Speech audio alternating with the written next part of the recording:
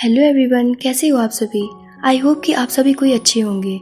आज मैं एक बहुत ही ब्यूटीफुल और रोमांटिक हाल ही में प्रीमियर की गई न्यू चाइनीज़ ड्रामा को एक्सप्लेन करने वाली हूँ, जो कि काफ़ी ज़्यादा इंटरेस्टिंग होने वाली है।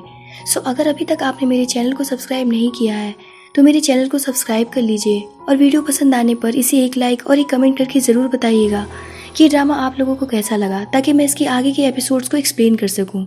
बिना देरी किए हम चलते हैं इस ब्यूटीफुल से ड्रामा की स्टोरी लाइन की तरफ। स्टोरी की स्टार्टिंग होती है एक मेंशन से, जिस पर अटैक हुआ होता है और बहुत सारे लोग मारे जा चुके होते हैं। तभी इस स्टोरी के मेन लीड डोंग को हम देखते हैं, जो कि रोते हुए अपने फादर के पास जाती है। उनकी कंडीशन काफ़ी ख़राब होती है और उनकी आखिरी सांसें चल रही होती हैं, लेकिन वो अपने मरने से पहले डोंग को उसकी एंगेजमेंट की निशानी देते हैं और कहते हैं कि इसे गवर्नर के मेंशन तक लेकर के जाओ और गवर्नर फैंग को ढूंढो, क्योंकि तुम्हारा एंगेजमेंट फैंग मेंशन में हुआ है। डोंग नहीं जानती थी कि उसका फियांसी कौन है, क्योंकि उसके बचपन में उसकी एंगेजमेंट कर दी गई थी। उसके फादर उससे कहते हैं कि तुम वहीं सेफ रह पाओगी। वो उसे एक और इम्पॉर्टेंट बात बताने ही वाले होते हैं कि उनकी सांसें रुक जाती है और वो मर जाते हैं। डोंग फूट फूट कर रोने लगती है कि तभी वहाँ पर गवर्नर तियांग की एंट्री होती है। वो अपनी टीम के साथ में वहाँ पर आता है और अपनी टीम को ऑर्डर देता है कि इस मेंशन को छान मारो, अगर कोई भी जिंदा हो तो उसे मेरे सामने लेकर के आओ। उसकी बातों को सुनकर डोंग समझती है कि इसी इंसान ने मेरे फादर को मारा है। वो गुस्से से एक चाकू लेकर के उठती है उसे मारने के लिए, पर उससे पहले गवर्नर तियांग गोली चला देता है और डोंग के पीछे खड़ी मेड को शूट कर देता है, क्योंकि वो मेड डोंग को शूट करने वाली थी। पर डोंग को लगता है कि इस इंसान ने मेरी मेड को भी मार दिया। वो कहती है कि तुम एक मॉन्स्टर हो और राक्षस हो।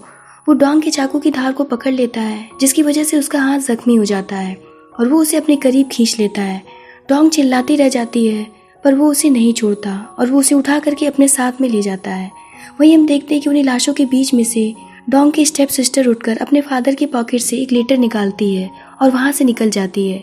वो लेटर उसके लिए इतना इम्पोर्टेंट क्यों था, ये तो कुछ देर में ही आप लोगों को पता चल जाएगा। वहीं दूसरी तरफ हम देखते हैं कि तियांग डोंग को अपने घर लेकर के चला जाता है और उसे बेड पर ले जाकर के पटक देता है।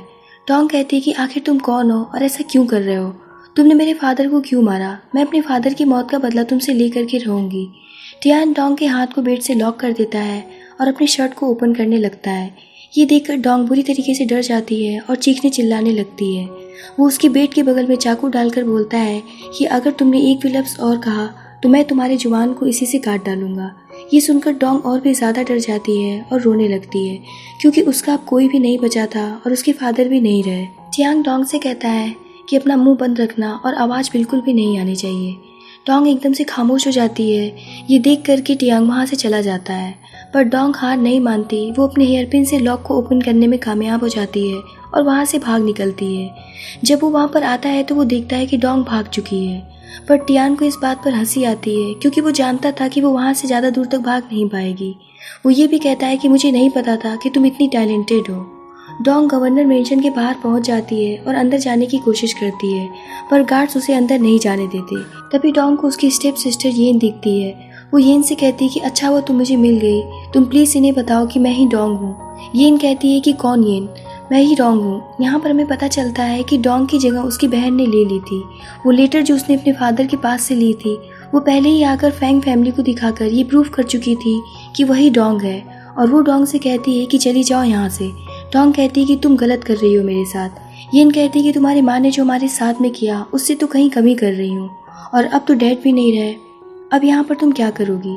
तभी वहाँ पर मिस फांग आती हैं, जो कि लेडी लॉर्ड होती हैं। डोंग उनसे कहती है कि मैं ही असली डोंग हूँ, ये मेरी बहन है।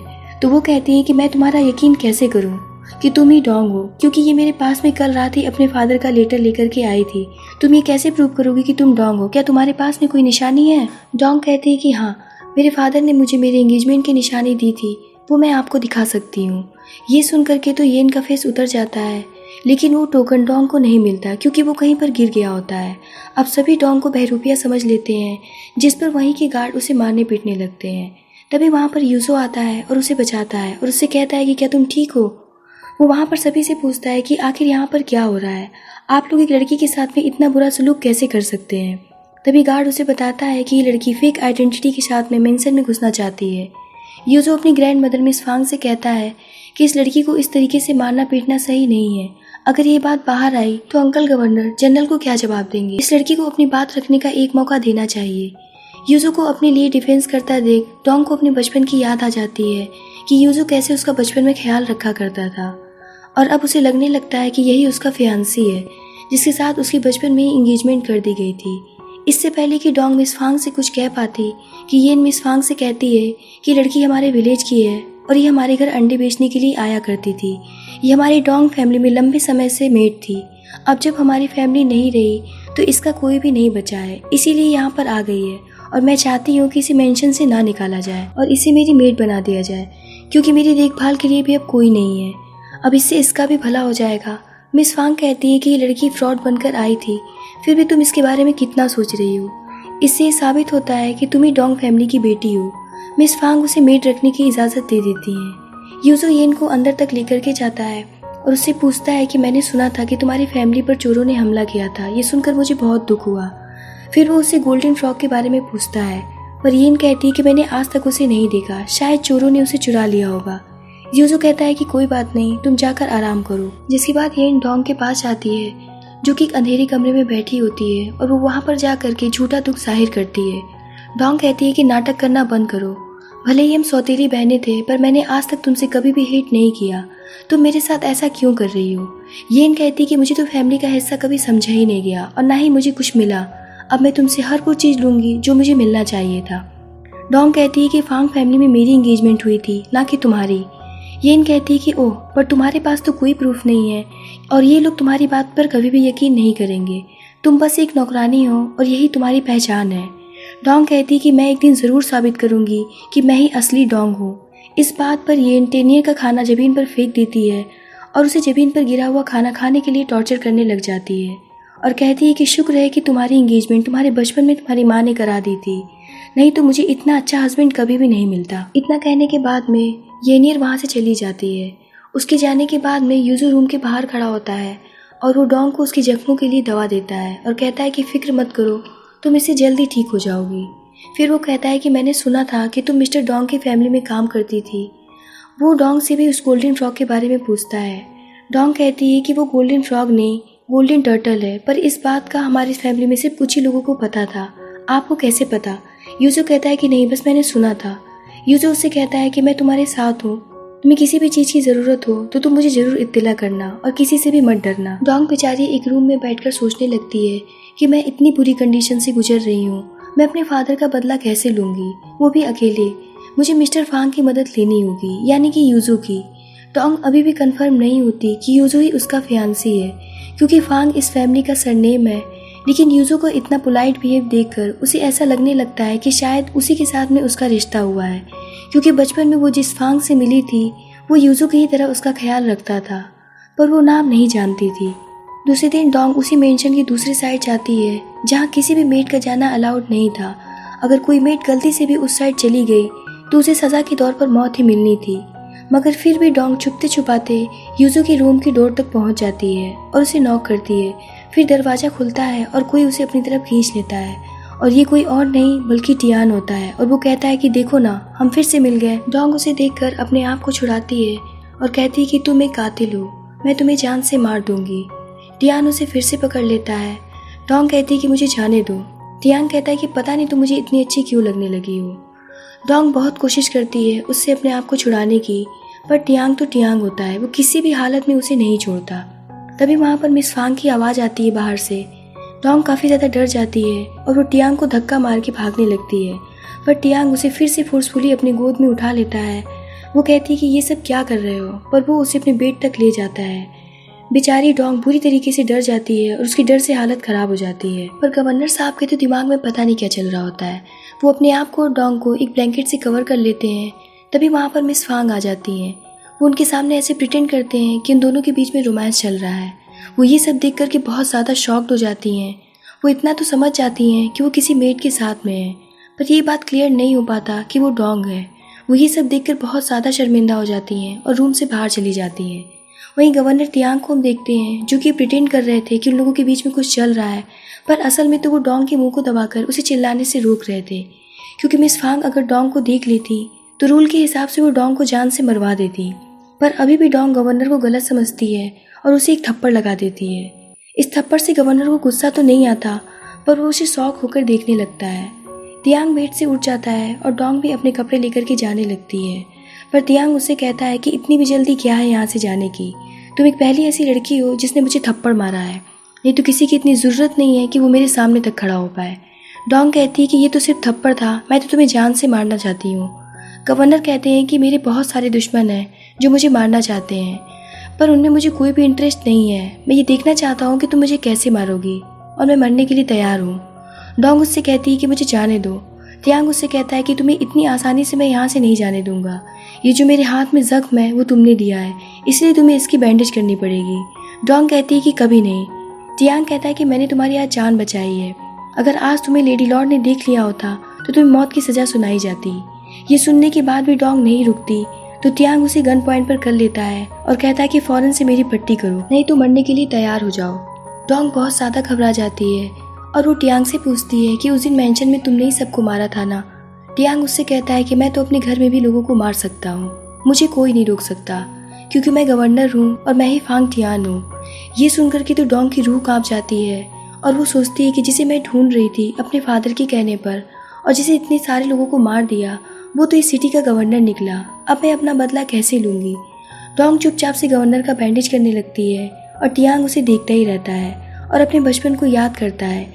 यानी कि डोंग जो सोचती थी कि वो बचपन में जिससे मिली थी वो यूजो था, पर वो तो टियान था। पर टियान उसे ये बात नहीं बताता। डोंग कहती है कि मेरा काम हो गया है, अब मुझे जाने दें।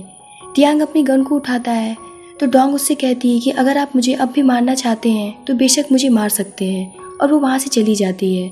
उसके जाने के बाद में तियांग स्माइल करता है। डोंग जब रूम से बाहर जाती है तो मिस फांग उसका वेट कर रही होती है और वो उसे देख लेती हैं, और उनके साथ में खड़ी मेड डोंग को बहुत बुरी तरीके से मारने पीटने लगती हैं। येन भी वहाँ पर आ जाती है और बस वो दिखावा कर रही होती है परेशान होने का और सभी को रोकने का कि उसे ना मारो।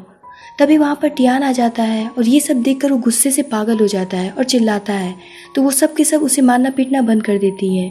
पर तब तक येन डोंग को सीढ़ियों से नीचे धक्का दे देती है। ये देख करके तो टियान का गुस्सा 7वें आसमान पर चढ़ जाता है और वो डोंग के पास में भागते हुए जाता है, लेकिन डोंग इतनी ऊंचाई से गिरने की वजह से बेहोश हो जाती है। तभी वहाँ पर यूजो आता है उसे उठाने के लिए, लेकिन गवर्नर उसे हाथ लगाने से मना कर देते हैं और कहते हैं कि अपने फियांसे से कहो कि अपने हद में रहे, और उसे उठा करके अपने रूम में ले जाते हैं। डोंग जब होश में आती है तो कहती है कि मुझे कुछ भी याद नहीं है, यानी कि उसकी मेमोरी लॉस हो चुकी थी। ये सुनकर के तो येन काफ़ी ज़्यादा खुश हो जाती है, क्योंकि डोंग ही उसके रास्ते की रुकावट थी। पर वो सबके सामने नाटक करती है कि उसे डोंग की बहुत फिक्र है। ये सब देख करके गवर्नर साहब का खून खौल रहा होता है और वो कहती है कि मेरे सामने अपना नाटक करना बंद करो, तुमने ही इसे हर्ट किया है। येन कहती है कि आखिर मैं ऐसा क्यों करूँगी, ये मेरी मेड है। टियान अब यहाँ पर सबसे साफ साफ कह देता है कि वो किसी की भी मेड नहीं है, मैं इसके साथ में सो चुका हूँ, इसलिए सिर्फ मेरी वुमन है। यूजो कहता है कि आपको मेरे फियांसी के साथ में इस तरीके से बात नहीं करना चाहिए।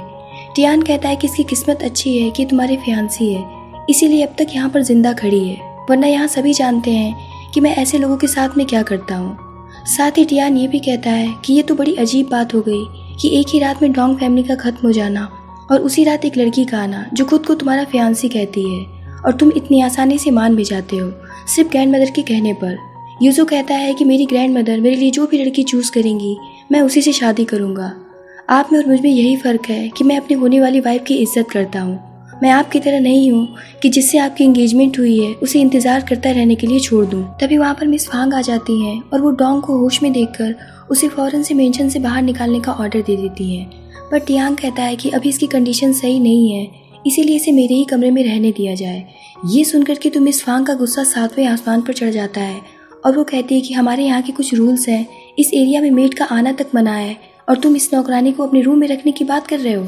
जिस पर टियान अपनी मॉम को समझाता है कि मैं इसके साथ में सो चुका हूँ, इसलिए सिर्फ मेरी है और इस हक से यहाँ पर रह सकती है। यूजो कहता है कि ये मेरी फियांसी की मेड है, वो उसका ख्याल रख सकती है। टियांग कहता है कि लगता है मेरी बात यहाँ पर किसी को भी समझ में नहीं आई, मुझे ये बात फिर से दोहरानी पड़ेगी। वो अपनी मॉम से कहता है कि पूरी मेंशन में ऐलान करवा दिया जाए कि लड़की सिर्फ मेरी है और आज से सिर्फ मैं ही इसे ऑर्डर दे सकता हूँ, मेरे अलावा कोई इसे छू भी नहीं सकता। मिस फांग कहती हैं कि अगर मैं ये सब एक्सेप्ट ना करूँ तो। टियांग कहता है कि फिर आप मुझे माफ़ करिएगा। मिस फांग कहती हैं कि आज तक तुमने मेरी कोई भी बात नहीं टाली, लेकिन आज तुम एक लड़की के लिए मेरी बात नहीं मान रहे हो। टियांग कहता है कि मैंने ये तय कर लिया है, आशा करता हूँ कि आप मेरी बात को जल्दी समझ जाएंगी।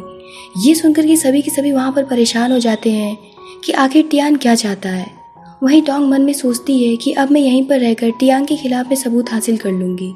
यानी कि डोंग की मेमोरी लॉस नहीं हुई थी, वो नाटक कर रही थी। और इसी के साथ में इस पार्ट की यहीं पर एंडिंग होती है।